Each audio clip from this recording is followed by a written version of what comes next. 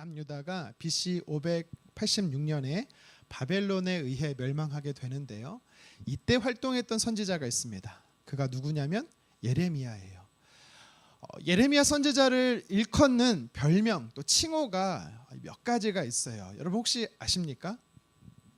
그렇죠? 눈물의 선지자, 희망의 선지자, 그리고 고난의 선지자라는 별명이 있습니다. 39개로 구성된 구약 성경에서 24번째 성경이 예레미야서고 25번째 성경이 예레미야애가거든요. 이 두 개의 성경은요, 예레미야 선지자가 직접 기록한 것입니다. 근데 이 말씀에 보면 유독 예레미야는 울었다, 눈물을 흘렸다라는 표현이 많이 나와요. 간접적인 표현도 많지만 직접 선지자가 울었다라는 표현이 나오거든요. 한번 도표를 보시겠습니까? 예레미야의 말씀에는 이렇게 나와 있고요. 예레미야 애가에는 또 이렇게 나와 있어요. 아마 여러분이 성경을 읽다 보면 더 많이 찾을 수도 있을 겁니다. 예레미야 선지자는요, 남유다의 예루살렘 성이 바벨론에 의해 멸망당하는 것을 하나님 미리 보여주셨어요. 그걸 보면서 울었다라고 말합니다. 그리고 하나님의 심판을 유다 백성들에게 선포해야 하는 그 아픔 때문에 울었어요. 여러분, 하나님의 예언이 선포됐으면 어떻게 해야 돼요? 심판의 예언이 선포됐으면 남유다 백성들은 어떻게 됩니까? 회개하고 돌이켜야 되잖아요. 근데 전혀 돌이키지 않는 거예요. 그래서 그 완악함 때문에 선지자는 울었다라고 성경은 말씀하고 있습니다. 이렇게 성경은 예레미야가 너무 많이 울어서 우리는 눈물의 선지자라고 말하는 거죠. 그가 울었다고 해서요, 또 심판을 예언했다고 해서 결코 예레미야의 모습이 어둡고 참혹하고 비관적이지는 않습니다. 왜냐하면 동토, 얼어붙은 땅에도 꽃은 피듯 예레미야 선지자가 하나님의 심판을 예언했어도 하나님은요, 선지자를 통해서 다시 회복을 예언하게 하셨어요. 그래서 이 선지자 예레미야의 말씀에 보면 큰 특징, 패턴이 하나 발견됩니다. 뭐냐면 하나님의 심판이 예언된 다음에는 어김없이 꼭 하나님의 회복의 메시지가 들려진다라는 거예요. 다음 도표 한번 보시겠습니까? 예레미야 16장 12절에 보면 하나님께서요, 너희는 우상 숭배해서 내 말을 듣지 않아서 불순종해서 심판이 임했다라고 예레미야가 예언을 하거든요. 이것으로 성경이 끝나지 않고요, 성경을 좀 더 읽어보면 15절에 보니까 하나님께서는요, 너희 조상 때부터 약속하신 그 가나안 땅으로 다시 돌아오게 하시겠다라는 회복을 예레미야 선지자를 통해서 또 주고 계세요. 이 말씀뿐만 아니라 예레미야 2장, 3장, 23장, 24장, 29장 등 많은 성경에 보면 하나님의 심판이 예언되지만 그것으로 끝난 게 아니라 회복의 메시지가 이어진다라는 사실. 그래서 예레미야는 희망의 선지자다라는 별명이 붙게 된 거지요. 구약 성경에 참 많은 선지자들이 나옵니다.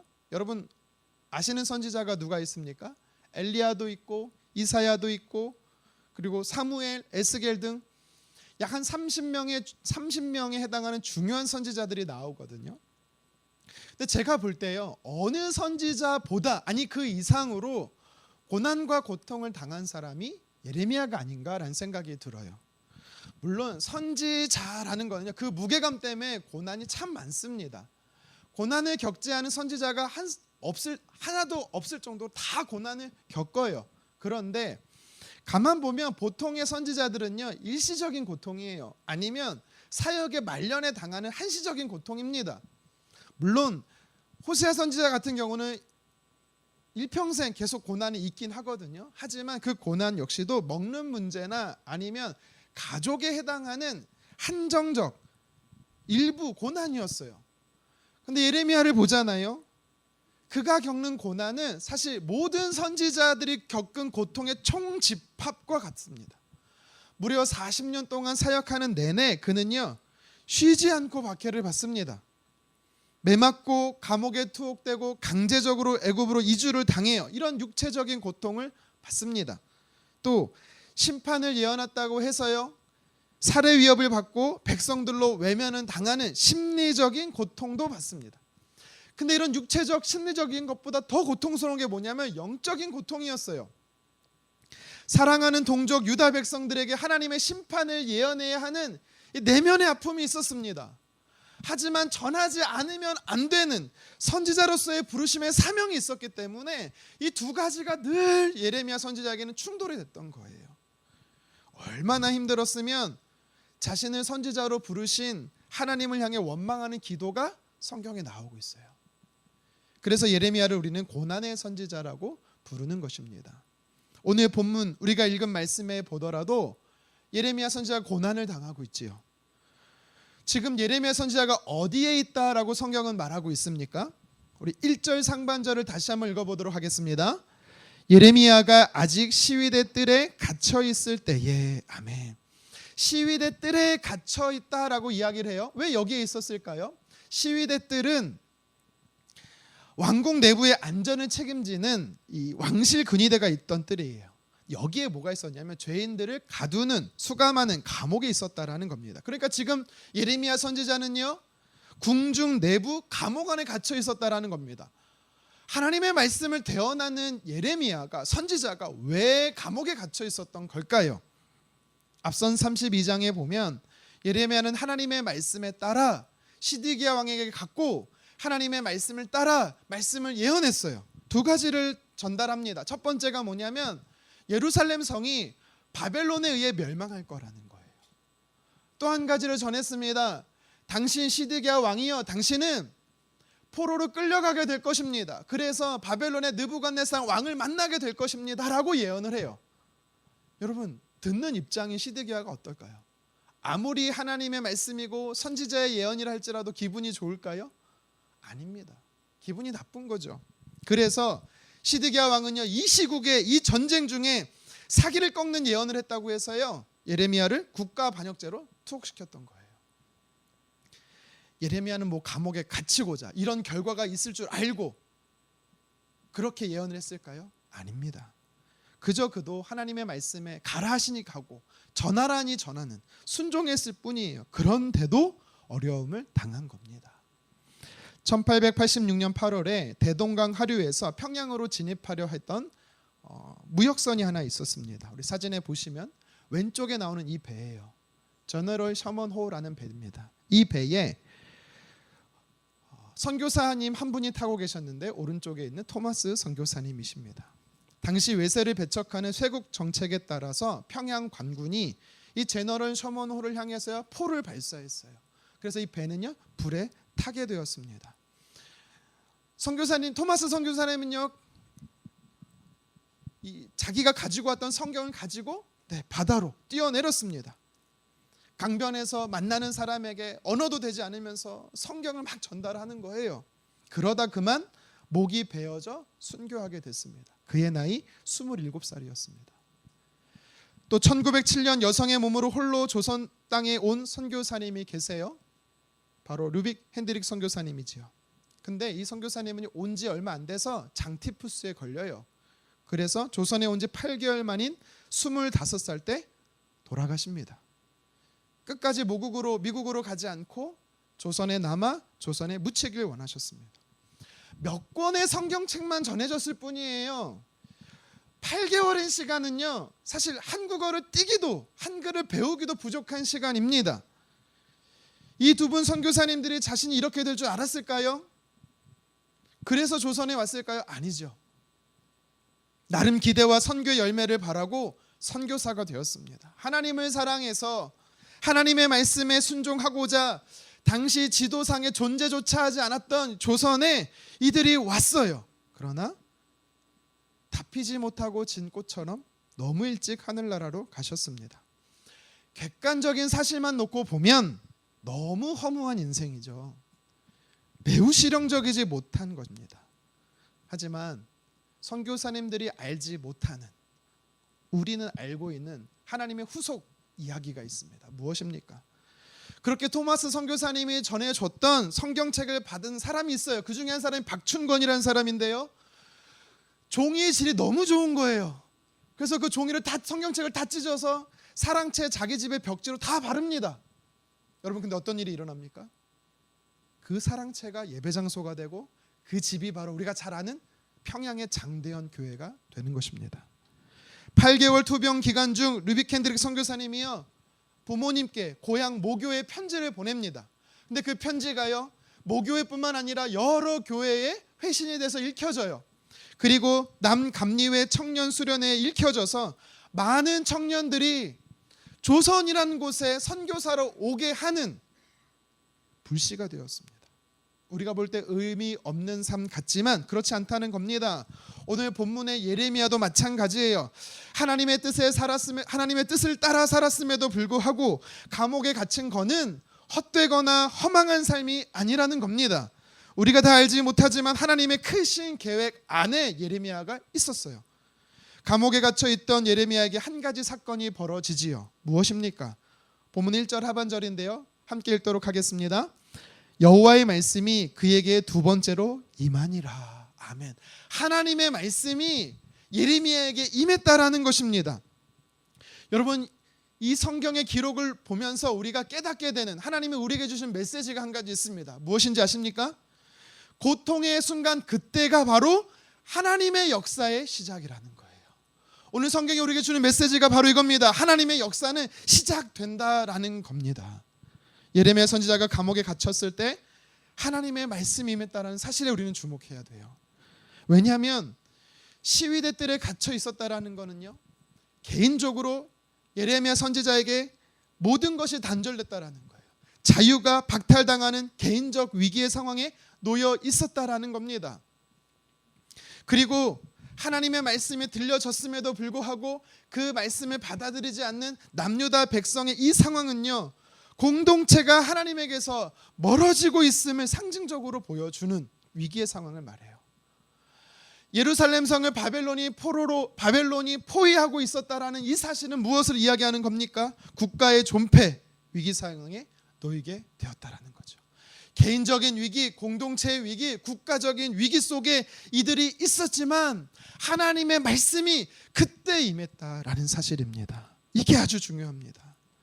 예레미야 선지자처럼 여러분들 중에 막힌 것 같고 갇힌 것 같고 소망 없어 보이는 순간에 놓여 있는 분들이 계십니까? 비록 앞뒤 좌우 사방이 막혀 있다 할지라도 하나님의 음성이 들려지는 위로 하늘이 뚫려 있다면 여러분 우리는 소망이 있는 것입니다. 지금 내가 어디에 있느냐, 지금 내가 어떤 상태에 놓여 있느냐, 이보다 더 중요한 게 있어요. 그게 무엇이냐면 하나님이 나와 함께 하시느냐예요. 하나님이 나와 함께 하신다라는 것은요 하나님의 말씀으로 인지하신다라는 거고 나와 동행하신다라는 것뿐만 아니라 함께 하신 하나님이 나를 통해 역사하신다라는 사실입니다. 예레미야는 감옥에 갇혀 있는 동안 어떻게 될지 불안한 상태에 있었어요. 하지만 하나님의 말씀이 임했습니다. 찬송가 438장 후렴에 이렇게 내용이 나오죠. 주 예수와 동행하니 그 어디나 하늘나라. 아멘.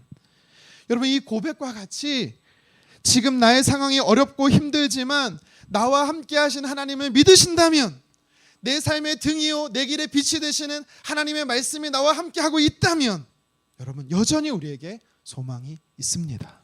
왜요?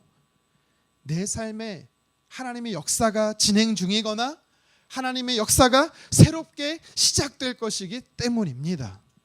우리가 믿는 하나님은요 나의 감정과 상황에 제한받지 않으세요. 우리 하나님은 어떤 분이십니까? 내가 있는 공간적 상황에 지배받는 분도 아니세요. 내가 하나님의 말씀의 가운데 살면 하나님의 말씀이 나에게 들려지기만 한다면 하나님은 내가 어디에 있든 내가 어떤 상태에 있든 반드시 찾아오세요. 우리 시편 139편 8절을 함께 읽어보도록 하겠습니다. 내가 하늘에 올라갈지라도 거기 계시며 스올에 내 자리를 펼지라도 거기 계시나이다. 아멘. 뭐라고 말합니까? 내가 가장 높은 곳에 있어도 가장 낮은 곳에 있어도 거기서도 여전히 하나님 계시다라는 것입니다. 이어서 시편 139편 9절과 10절을 함께 읽겠습니다. 내가 새벽 날개를 치며 바다 끝에 가서 거주할지라도 거기서도 주의 손이 나를 인도하시며 주의 오른손이 나를 붙드시리이다. 아멘. 그러면 안 되겠지만 내가 하나님을 피해서 저 멀리 도망쳐요. 그런다 할지라도 오늘 하나님께서 뭐라고 말씀하십니까? 그곳에서도 나를 찾아내신대요. 나를 인도하실 뿐만 아니라 나를 붙드시겠다라고 하나님 말씀하십니다. 그래서 어렵고 고통스러운 상황이 내게 절망이 아니라 하나님의 음성, 하나님의 말씀이 내게 들리지 않는 게 진짜 절망이에요. 사무엘이 아직 어려서 선지자로 활동하기 전에, 부름받기 전에 엘리라는 사람이 대제사장으로 활동했던 때가 있습니다. 성경은요, 그 당시의 상황을 이렇게 묘사하고 있는데요. 우리 사무엘상 3장 1절을 같이 한번 읽겠습니다. 아이 사무엘이 엘리 앞에서 여호와를 섬길 때에는 여호와의 말씀이 희귀하여 이상이 흔히 보이지 않았더라. 아멘. 여기서 우리에게 두 가지 정보를 알려주고 있어요. 한 가지가 뭐냐면 하나님의 말씀이 희귀했다라는 겁니다. 희귀했다라는 게 뭡니까? 하나님 말씀이 들려지지 않았다라는 거예요. 왜 안 들려졌겠어요? 하나님 말씀하지 않으니까 들을 수가 없었던 거예요. 두 번째, 성경이 우리에게 주는 정보가 뭡니까? 말씀뿐만 아니라 이상이 흔히 보이지 않았다라는 겁니다. 이게 무슨 말이냐면 환상을 볼 수 없었다라는 거예요. 말씀도 듣지 못하고 환상을 보지 못하는 이유가 뭡니까? 동일합니다. 하나님 환상을 보여주시지 않아서 그래요. 엘리 대제사장은요, 율법을 따라 절기를 지켰어요. 매일 예배했습니다. 그런데도 성경에 뭐라고 말합니까? 하나님의 말씀도 환상도 전혀 없었다라고 이야기를 합니다. 심지어 성경은 사무엘상 4장 18절에 엘리 제사장이 죽는 장면을 이렇게 묘사하고 있거든요. 그가 의자에 앉아있다가 뒤로 자빠져서 목이 부러져 죽었다라고 말해요. 근데 그 죽음의 원인이 뭔지 뭐라고 말씀한지 아세요? 나이가 많은 것도 있지만 그가 뚱뚱해서 살이 많이 쪄서 그렇다라고 말씀합니다. 여러분, 이건 성경이 신체를 비하하는 게 아니에요. 하나님의 말씀도 없고 하나님의 환상도 보이지 않고 그저 비대해져 있는 상태, 제대로 몸을 가누지는 못하는 상태, 이거는요 당시 대제사장뿐만 아니라 이스라엘 백성들의 시대상을 보여주는 거예요. 영적 암흑기였다라는 겁니다. 엘리 대제사장은요, 오늘 본문의 예레미야 선지자처럼 갇혀있지 않았습니다. 가고자 하면 언제든지 어디든지 갈 수 있는 자유가 주어진 사람이었어요. 그는요 평온했습니다. 또 그는 먹을 것이 풍족했습니다. 그런데 문제는 뭐예요? 하나님의 말씀이 없었다라는 거예요. 그래서 암울했던 겁니다. 그렇습니다. 풍족하고 평온해도, 성공하고 일이 잘 풀리고 심지어 건강해도 지금 내게 하나님 말씀이 들리지 않는다면, 하나님의 말씀이 임하지 않는다면 진짜 위기고 영적 암흑기인 겁니다. 육체적으로 찾아온 어려움의 상황이 위기가 아니에요. 그 순간에 하나님이 함께하지 않는 것이 진짜 위기입니다. 오늘 본문의 예레미야 선지자처럼 내가 갇히고 빼앗기고 억압당한 상황이라도 시위대 뜰에 하나님의 말씀이 임했던 것처럼 내가 있는 곳, 지금 내 상황 속에 하나님의 말씀이 들려진다면, 하나님의 말씀이 임한다면 여전히 우리는 소망의 사람인 것입니다. 구약 성경의 마지막인 말라기서가 있어요. 말라기서가 기록되고 나서부터는 한동안 성경이 기록되지 않습니다. 왜죠? 하나님의 말씀이 들려지지 않아서 그래요. 이 기간이 무려 400년에서 450년이 됩니다. 그래서 우리는 이 기간을요 신구약 중간기 혹은 침묵기라고 불러요. 그런데 하나님께서 오랜 침묵을 깨고 드디어 다시 하나님의 말씀을 주셨어요. 그 말씀이 누구에게 임한지 아세요? 세례 요한입니다. 세례 요한에게 임했는데 세례 요한이 어디에 있을 때 하나님의 말씀이 임한지 아세요? 누가복음 3장 2절 말씀을 같이 한번 읽어보도록 하겠습니다. 안나스와 가야바가 대제사장으로 있을 때에 하나님의 말씀이 빈들에서 사가랴의 아들 요한에게 임한지라. 아멘. 여러분, 빈들은 다른 말로 말하면 광야예요.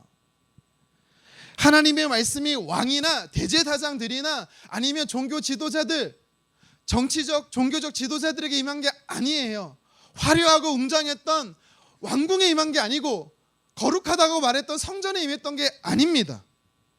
도리어 춥고 때로는 덥고 외롭고 안전이 보장되지 못한 빈들, 즉 광야에 하나님의 말씀이 들려졌던 겁니다. 여러분, 이 사실이 정말 중요해요. 광야에 있었던 세례 요한에게 하나님의 말씀이 들려졌던 것처럼 시위대 뜰 감옥에 갇혀 있었던 예레미야 선지자에게 하나님의 말씀이 들렸다라는 것입니다. 내가 있는 장소와 내 상황과 상관없이 하나님의 말씀은 임하실 수 있다라는 거예요. 그래서 광야와 시드의 뜰과 같은 상황이 진짜 감옥이 아니라 하나님의 말씀이 임하지 않는 상황이 진짜 감옥인 것입니다. 하나님의 말씀이 내게 임했다라는 것은 하나님이 나와 함께 하신다라는 거예요. 말씀으로 나와 함께 하신다라는 겁니다. 하나님이 나와 함께 하신다는 건 무슨 말인지 아세요? 하나님이 나를 통해서 일하신다라는 거예요. 여러분, 그래서 내 상태, 상황과 상관없이 지금 하나님의 말씀이 내게 임하신다면 여러분, 내 삶의 큰 산이 평지가 될 것입니다.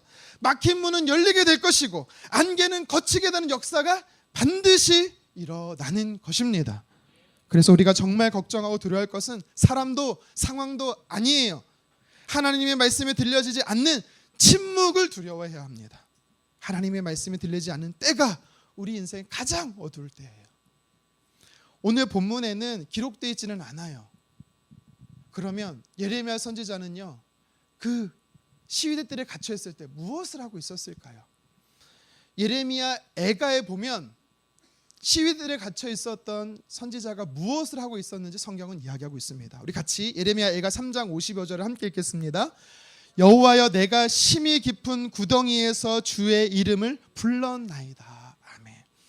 깊은 구덩이 속에서 하나님의 이름을 간절히 외쳤다, 불렀다라고 이야기하는 거예요. 하나님께 도움을 구했다라는 뜻이죠. 근데 여기서 구덩이라는 단어가 히브리 단어로 보르라는 단어예요. 구덩이라는 뜻이에요. 근데 이 단어는 또 어떤 뜻이 있는지 아십니까? 감옥이라는 뜻이 있어요. 창세기 41장에 보면 요셉이 감옥에 갇혀 있지요. 그가 두 사람의 관원장들의 꿈을 해석해 줘요. 술 맡은 관원장의 꿈을 해석해 주면서 그가 자신의 상황을 이렇게 말해요. 나는 이 감옥에 갇혀 있을 만한 죄를 짓지 않았어요. 그래서 저를 생각해 주세요. 근데 이 감옥이라고 말할 때 바로 이 구덩이라는 보르라는 단어를 요셉이 써요. 그러니까 이것을 통해 우리가 무엇을 알 수 있습니까? 깊은 구덩이, 즉 시위대 뜰의 감옥은요, 깊은 구덩이였다라는 것을 우리는 알 수가 있는 거죠. 그곳에서 그는 무엇을 하고 있습니까? 하나님을 간절히 부르고 찾고 있었다라는 사실입니다. 여러분, 하나님을 간절히 찾았던 예레미야에게 어떤 일이 일어납니까? 하나님 찾아오세요. 여러분, 이 사실 우리에게 무엇을 이야기합니까? 저와 여러분들도 하나님을 간절히 찾으면 어떤 상황, 어떤 상태와 상관없이 하나님 반드시 저와 여러분들을 만나 주신다라는 것입니다. 문제는요, 깊은 웅덩이가 아니에요. 문제는요, 시위대 뜰이 아니에요.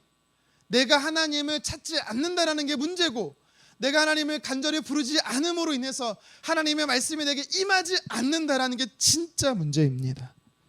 예레미야가 고통의 순간에 하나님을 간절히 찾았고, 그로 인해서 하나님께서 그를, 예레미야 선지자를 만나 주셨던 것처럼 저와 여러분들이 고통의 상황에서 하나님을 간절히 찾으면 하나님은 반드시 찾아와 도우시는 것을 믿으시기를 바랍니다.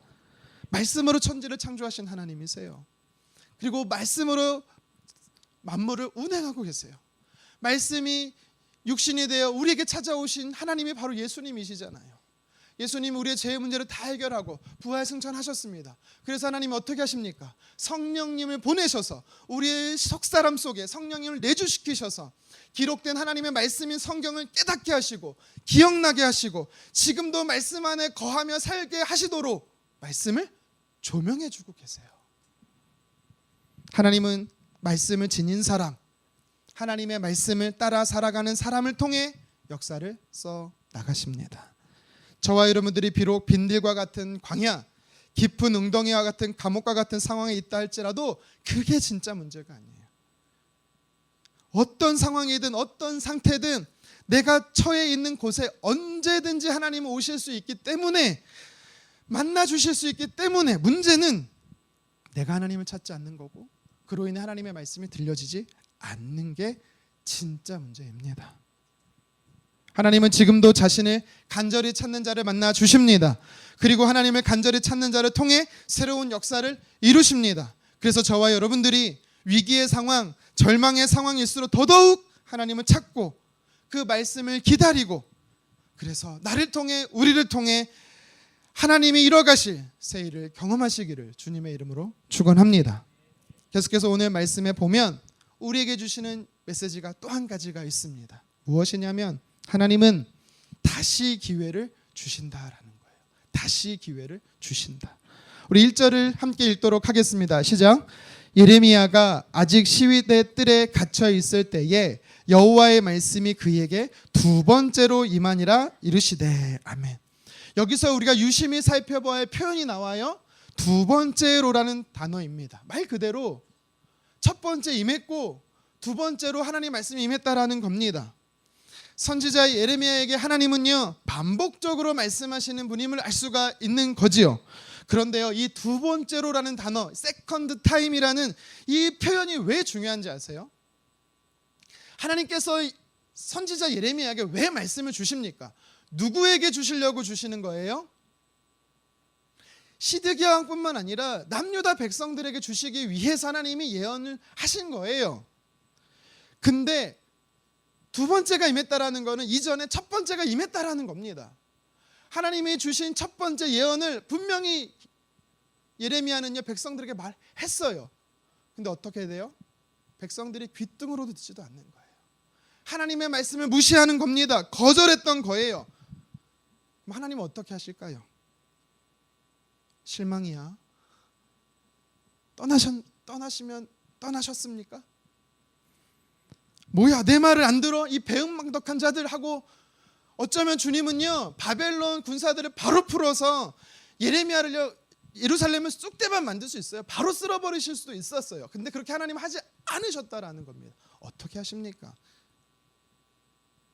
한 번 더 예레미야에게 말씀하세요.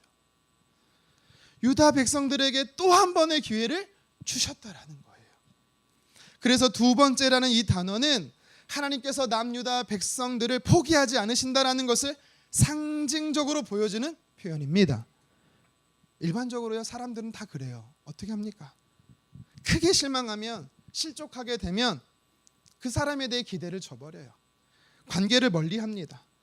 하지만 우리 하나님은 어떻습니까? 사람과 같지 않다라는 거예요. 다시 기회를 주시는 좋으신 분이시고 성경에 보면요 하나님께서요 또다시 기회를 주시는 분이심을 여러 군데에서 발견할 수가 있어요. 출애굽기 말씀에 보면 모세가 하나님의 말씀인 율법을 받기 위해서 시내산에 올라갑니다. 40일을 기다려요. 그런데 그 사이에 시내산 밑에서 어떤 일이 벌어지죠? 더디 내려오는 이 모세 때문에 나머지 이스라엘 백성들이 두려워합니다. 그래서 그들이 뭐를 하냐면 금을 걷어다가 금신상, 송아지를 만들어요. 그리고는 이렇게 말합니다. 이 금신상이, 송아지상이 우리를 애굽에서 인도해낸 하나님이야. 그 금송아지를 숭배하기 시작하는 거예요. 그 모습을 보았던 하나님께서 진노하십니다. 모세에게 말씀하세요. 내가 이들을 모두 진멸할 거야. 그리고 모세 너를 통해 새로운 민족을 이룰 거야. 모세는요 아브라함 때부터 약속하신 하나님의 말씀을 근거로 해서 이스라엘 백성들을 용서해 달라고, 가나안으로 이끌어 달라고 기도합니다. 무려 40일 동안 금식하며 기도해요. 하나님 그들을 용서하지 않으시면 하나님의 생명책에 기록된 제 이름을 지워 주십시오라고 간절하게 중보합니다. 그러자 하나님께서 어떻게 하십니까? 우리 출애굽기 32장 14절 함께 읽겠습니다. 여호와께서 뜻을 돌이키사 말씀하신 화를 그 백성에게 내리지 아니하시니라. 아멘. 하나님께서요 이스라엘 백성들에게 다시 기회를 주셨어요. 다시 가나안 땅에 들어갈 수 있도록 자녀 삼아 주신 거지요. 요나서 말씀에도 보면 하나님께서 요나 선지자에게 아스루의 수도 니느웨로 가라고 말씀하지요. 가서 이방인이지만 그들에게 회개를 선포하라고 말합니다. 하나님의 본뜻이 뭐였어요? 그들도 하나님의 자녀로서 돌아오기 원하시는 거였습니다. 그런데 요나 선지자가 어떻게 합니까? 니느웨가 아니라 정반대인 다시스로 가지요. 왜 그랬습니까? 민족의 원수, 북이스라엘의 원수 아수르가 하나님의 심판을 받고 진멸되는 게 아니라 하나님의 회복을 통해서 다시 사는 것을 요나 보기를 원치 않았어요. 그렇게 하나님 뜻에서 멀어져 도망친 요나가 지중해 한복판 바다에 던져져 죽게 되지요. 죽게 될 위기에 놓입니다. 그때 하나님께서는 큰 물고기를 보내서 요나를 삼킵니다. 물고기 뱃속에서 요나는요 깨닫게 돼요. 구원은 하나님께 있구나. 자신의 불순종을 회개하고 하나님 앞에 순종을 결단합니다. 그러자 하나님은요, 물고기로 하여금 요나를 육지에 토해내게 하지요. 다시 요나에게 기회를 주십니다. 우리 함께 요나 3장 1절을 읽겠습니다. 여호와의 말씀이 두 번째로 요나에게 임하니라. 이르시되. 아멘. 불순종한 요나를요, 선지자로 자격을 박탈하지 않으셨어요. 요나 아니고 또 다른 사람을 세워서 아수레스도 니느웨 보내실 수 있었거든요. 하나님 그렇게 하지 않으셨다라는 겁니다. 다시 요나에게 선지자의 사명을 주셨다라는 거예요. 신약 성경에도 보면 다시 기회를 주시는 하나님을 발견할 수가 있습니다. 예수님께서 십자가에 달리시기 전날 밤 감람산에서 제자들과 함께 있었지요. 예수님이 이렇게 말씀하세요. 오늘 밤에 너희가 다 나를 버리리라. 이 말을 듣자 베드로가 뭐라고 말한지 아세요? 예수님 아니요, 모두 버려도 저만큼은 아닙니다. 끝까지 예수님 지킬 겁니다. 호언장담하지요. 근데 어떤 일이 벌어집니까? 예수님이 가야바 집에 끌려가지요. 대제사장 가야바 집에 끌려갑니다. 몰래 쫓아가요. 뜰 밖에 있었어요. 베드로가 추워서 불을 쬐고 있었는데 그 어떤 한 여종이 찾아와서 베드로를 알아보는 거예요. 너도 예수의 사람 아니냐? 이렇게 질문을 합니다. 그랬더니 베드로가 뭐라고 말합니까? 나는 그가 누군지 몰라. 시치미로 탁 떼는 거죠. 그 얘기를 듣다가 옆에 있던 다른 사람들이 베드로에게 다시 이렇게 얘기하는 겁니다. 아니, 나도 네가 예수와 함께 있는 걸 봤어. 이번에 베드로가 맹세하며 말해요. 그가 누군지 모른다. 부정하는 겁니다. 베드로가 피합니다. 가야바 집들 밖에서 안으로 도망쳐요. 그런데 그곳에서도 사람들이 베드로를 알아보는 거예요. 너의 말투와 너의 억양을 보니까 너도 예수의 당이야. 맞아. 마치 취조하듯이 물었어요. 그랬더니 베드로가 이번엔 뭐라고 말합니까? 내가 예수를 알면 하늘의 저주를 나는 받을 거야. 자신을 저주하면 예수님을 강하게 부정하지요. 무려 3번이나 부정합니다. 그리고 성경은 닭이 울었다라고 말합니다. 이어서 누가복음 26장 61절과 62절에 성경이 이렇게 말해요. 함께 읽겠습니다. 주께서 돌이켜 베드로를 보시니 베드로가 주의 말씀 곧 오늘 닭 울기 전에 내가 3번 나를 부인하려 하심이 생각나서 밖에 나가서 심히 통곡하니라. 아멘. 주께서 보시니. 예수님께서요, 예수님을 모른다 부인하는 베드로를 보셨대요. 어떤 시선으로 보셨을까요? 네, 그럴 줄 알았어. 아니죠. 분명히 안타까움의 눈빛으로 보셨을 겁니다. 십자가에 달려 죽으신 예수님이 3일 만에 부활하셨어요. 그리고 갈릴리 바닷가에 있던 제자들에게 찾아오십니다. 요한복음 21장에 보면 예수님께서요, 베드로에게 똑같은 질문을 무려 3번을 하세요. 예수님의 질문의 내용이 뭔지 아십니까? 우리 자막을 주시겠어요? 함께 읽어보겠습니다. 시작. 요한의 아들 시몬아, 내가 나를 사랑하느냐? 이 질문을요 3번이나 하세요. 3번을 듣고 있었던 베드로는요, 아마 과거에 자기가 예수님을 3번 부인한 것과 오버랩이 됐을 겁니다. 여러분, 근데요, 이 질문이 좀 특이하고 왜 중요한지 아십니까? 네가 나를 사랑하냐, 이 질문 때문이 아니에요. 요한의 아들 시몬아라고 불렀기 때문에 특별했던 거예요. 원래 베드로 이름이 뭐예요? 시몬입니다. 그러니까 시몬 부르는 거 이상한 게 아니에요. 그런데 왜 이게 특이한 거냐면 예수님이 공생애를 시작하면서 제자들을 부르실 때 베드로를 불러요. 시몬아, 요한의 아들 시몬아 이렇게 부르세요. 그러면서 뭐라고 말씀하시냐면 이제는 내가 너를 시몬이라 부르지 않고 반석이라고 하는 게바, 베드로라고 부를 거야. 다시는 너를 시몬이라 부르지 않을 거라고 분명히 예수님이 말씀하셨거든요. 근데 예수님이 지금 뭐라고 불러요? 베드로가 아니라 시몬이라고 불러요. 이게 무슨 말입니까? 베드로가 제자로서, 사명자로서, 사도로서의 위치로 하나님이 그때 불렀던 것이 아니라 연약하고 실패한 인간, 하나님은 모르고 떠났던 인간, 처음 모습 시몬으로 다시 부르셨다. 그 이름을 다시 불렀다. 이게 무슨 말이에요? 다시 예수님이 베드로에게 기회를 주셨다라는 거예요. 제자로서, 사도로서 다시 기회를 주셨다라는 겁니다. 시내산 밑에 이스라엘 백성들, 다시스로 간 요나, 그리고 예수님을 3번 부인한 베드로, 이들의 공통점이 뭡니까? 모두 실패했다라는 거예요. 하나님의 뜻을 거슬렸다라는 겁니다. 그렇지만 하나님은 그들 모두를 회복하셨습니다. 하나님은 다시 기회를 주셨어요. 세컨 타임에 세컨 찬스를 주셨습니다. 두 번째에 다시 기회를 모두 주셨다라는 거예요. 하나님은 오늘을 살아가는 저와 여러분들에게도 동일하게 다시 기회를 주시는 좋으신 분이세요. 그래서 하나님은 사랑의 하나님이십니다. 혹시 우리 중에 나도 신의 산 밑에 이스라엘 백성들처럼 하나님이 아닌 다른 신을 섬겼던 적이 있는 분 계십니까? 요나처럼 하나님의 뜻에서 멀리 도망친 적 있으세요? 아니면 베드로처럼 사람들 앞에서 주님을 모른다고 부정한 적, 부인한 적 있으십니까? 이런 것들 말고 다윗처럼 살인하고 간음했던 적 있습니까? 아니면 아나니아와 삽비라처럼 하나님께 드려야 할 돈을 빼돌린 적이 있습니까? 여러분, 그렇다면 반드시 기억하십시오. 이사야 1장 18절 하반절 말씀을 기억하세요. 함께 읽겠습니다. 너희의 죄가 주홍 같을지라도 눈과 같이 희어질 것이요 진홍같이 붉을지라도 양털같이 희게 되리라. 아멘. 무슨 말입니까? 우리 하나님은 용서 못할 죄가 전혀 없으시다라는 겁니다. 다시 기회를 주시는 분이시라는 거예요. 우리가 하나님께 돌이키기만 하면 되는 거예요. 이스라엘 백성들도 돌이켰고 요나도 돌이켰습니다. 베드로도 다윗도 모두 하나님께 돌이켰어요. 돌이키면 하나님의 회복이 시작이 됩니다. 그리고 하나님의 역사는 일어나는 겁니다. 내가 지은 죄가 별것 아닌 것 같고 작은 것 같아서 하나님 모르실 거야 가볍게 여기지 마세요. 반대로 내가 지은 죄가 너무 커서 하나님 나를 절대 용서하지 못할 거야 라는 불신앙, 이런 태도도 다 버리세요. 하나님은 우리를 향해 내가 거룩하니 너희도 거룩하라 하셨습니다. 이 땅에 사는 동안 우리는 하나님처럼 거룩해질 수 없어요. 근데도 왜 이렇게 말씀하시는 겁니까? 거룩을 포기하지 말라라는 겁니다. 하나님의 성품을 담아 구별되게 살기를 힘써 노력하라는 것이에요. 하나님은 우리가 실패의 자리, 절망의 자리, 낙심의 자리에서 계속 머물기를 원치 않으십니다. 일어나기를 원하세요. 용서하시는 예수님의 보혈을 힘입어서 다시 하나님과 함께 걸어가기를 원하십니다. 부르심에 따라 그 사명의 자리를 걸어가길 원하세요.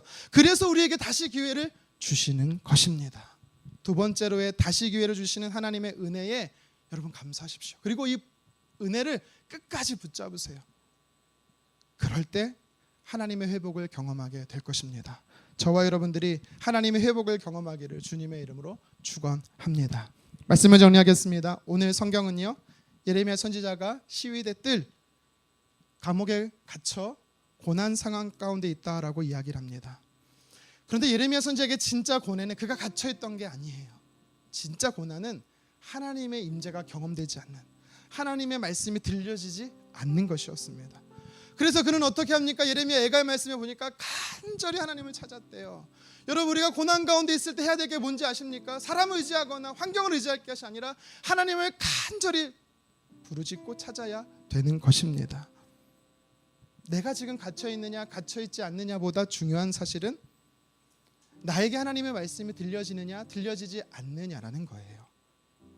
하나님의 말씀이 들려지지 않고 있는데도 내 삶이 평온하고 대로가 열려 있다 할지라도 여러분, 그건 잘못된 방향으로 가고 있는 것 때문에 심각한 문제가 있습니다. 그러나 지금 내 삶이 울퉁불퉁하고 좁고 협소할지라도 하나님의 말씀이 내게 들려진다면, 하나님의 말씀으로 내가 인도함을 받고 있다면 그 삶은 영원한 삶이 보장된 생명의 길인 것입니다.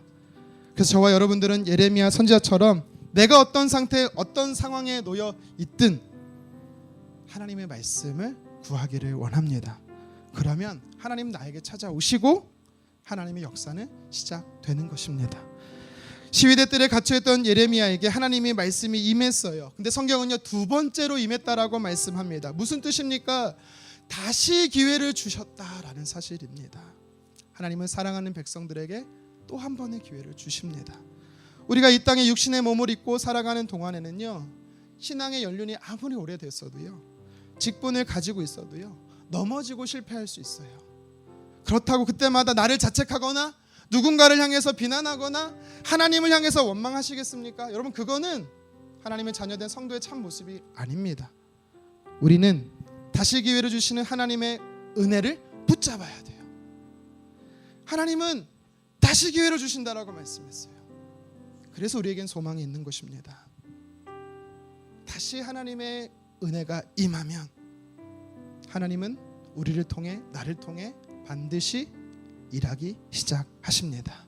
그래서 예레미야처럼 저와 여러분들도 어떤 상황에도 내게 임하시는 하나님의 말씀, 그리고 다시 기회를 주시는 하나님의 은혜를 붙잡아 회복을 경험하기를 주님의 이름으로 축원합니다.